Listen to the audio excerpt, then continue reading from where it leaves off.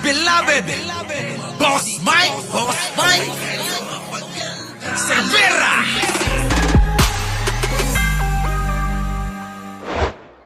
Kung slate, yung walang bastos. Kita nyo?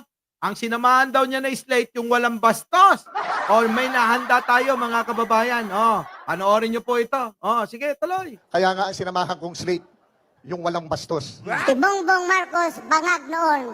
Ngayong presidente na, bangag natin ang presidente. Kaya nga ang sinamahan kong slate, yung walang bastos. Oh my God.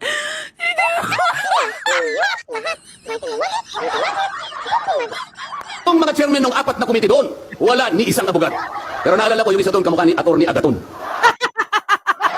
Bakit nyo naman sinama yung idol ko? Kings TV, sinama nila yung idol ko. Yung idol natin. Nandiyan ka pa ba? Oo nga naman. Bastos din pala. Tuloy. Kaya mapiling to yung Mr. President. Please act on this. Huwag ninyo isara yung utak ninyo para mahuli lang si Pastor Kibuloy.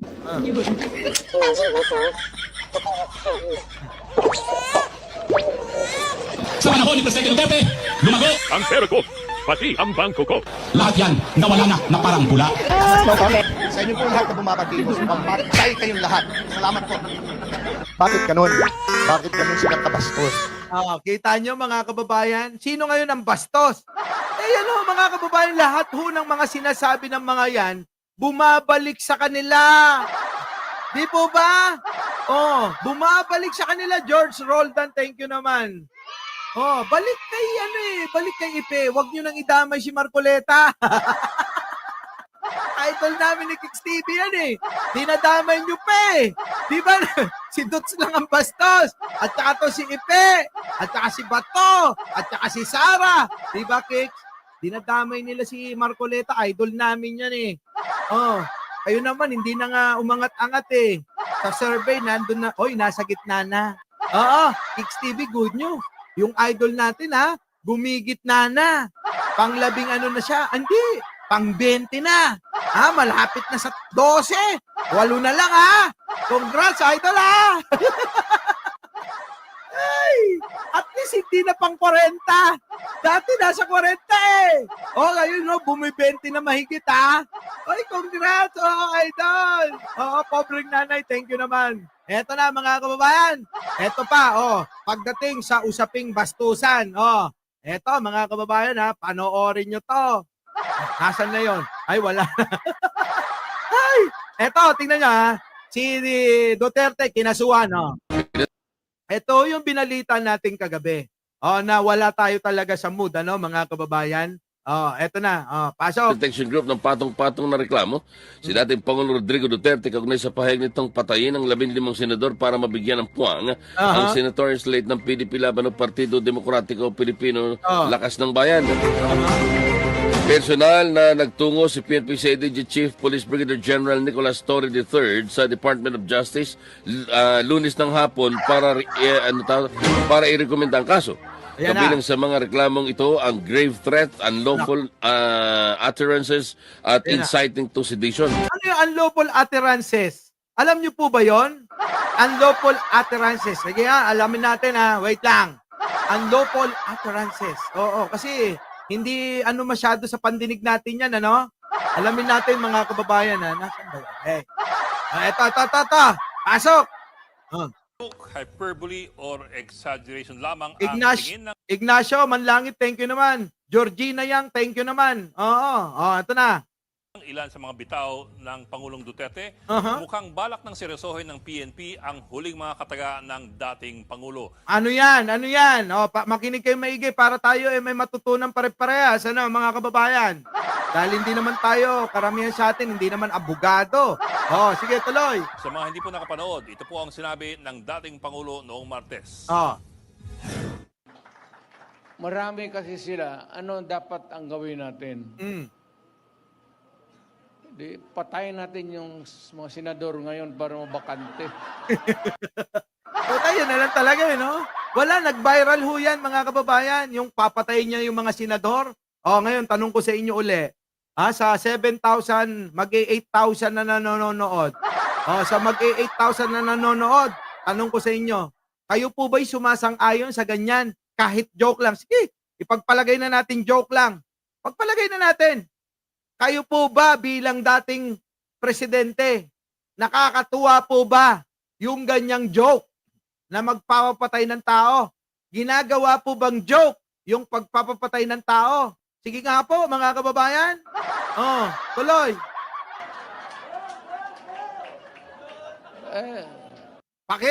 Sa mga naniniwala dyan, presto. Sa may ayaw, press 1, mga kababayan. Oh. Sige nga, para makita natin kung karamihan po sa inyo ay sumasang-ayon na ganyan, okay lang gawing joke yung pagpapatay. At kung kayo naman hindi hindi sang-ayon, press 1. O sa mga sang-ayon, press 2. O tuloy.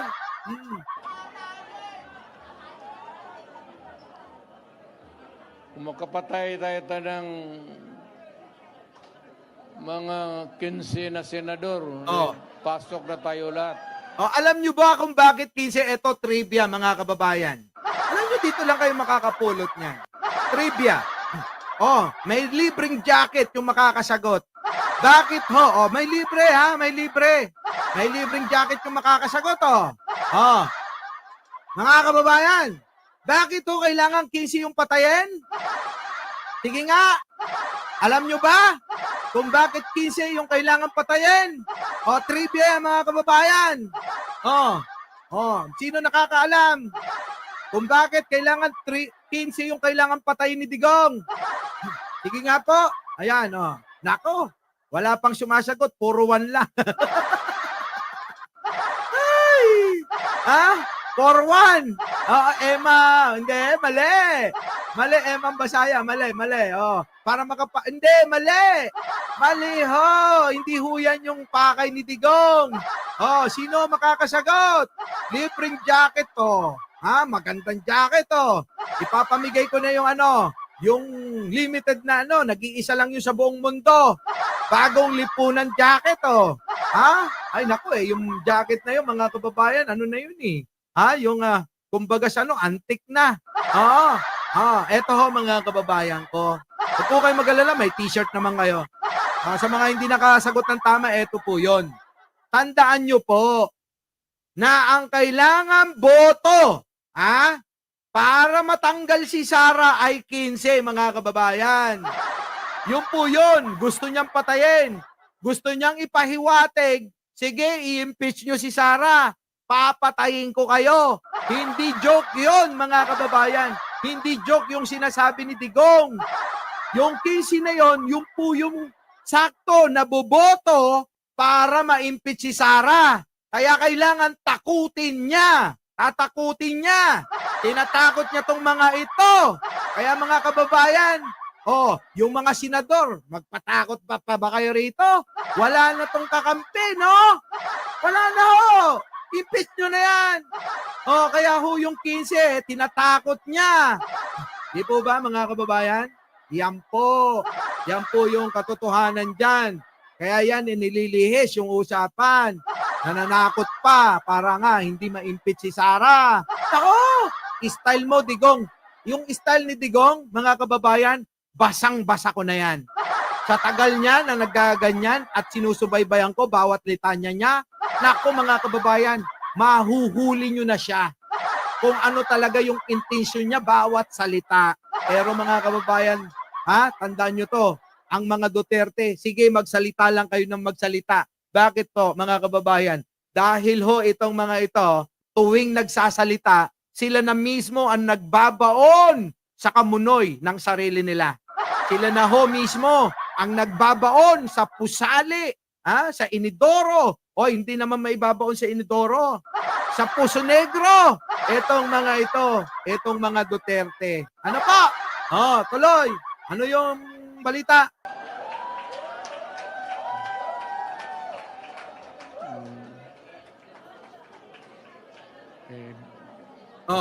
Magsalita ka na!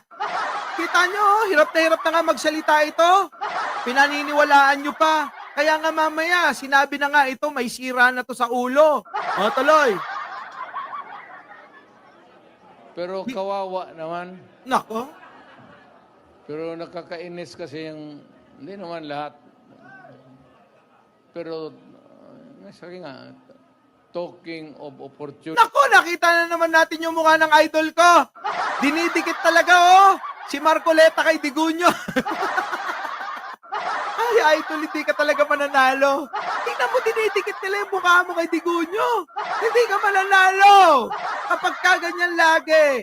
Di po ba, mananalo pa ba si Marcoleta niyan, laging nakadikit dito? Oh, ang tanong mga kababayan, alam nyo ba kung bakit dinidikit yan dyan? Abay, hindi ho ganyan ang kautusan ng kapatiran ng iglesia. Pumatay ka. O, sasang-ayon ba dyan? O, Kik, sumasang-ayon ba yung idol natin? Kita mo, dinidikit kay Digong. Hindi naman siguro sumasang-ayon si Marcoleta, no? Eh, kaya lang, wala na talaga. Eh, kung ganyan ang ginagawa nila, ididikit nyo ng ididikit si Marcoleta, iglesia yan, wala yan sa kautosan. Di mo ba? Tuloy. The only way to do it is to pasabugin na lang natin yung Yan. Yan po ay nung campaign kick-off ng mga senatorial candidates ng PDP sa Club Pilipino noong Martes. Pero agad bumuelta ang PNP, partikular si PNP CIDG Chief Nicolas Torre. Kung inyong natatandaan, si Torre ang ground commander ng PNP nung hinahalughog ang KOJC compound ni Apollo Kibuloy nung nakaraang taon. Di ba? Siyempre, hindi pero Kaaruba, oh! Di ba? Siyempre, hindi pero di ba mananalo ba? Sige, tuloy natin. Kibuloy ay matalik na kaibigan ng mga Duterte.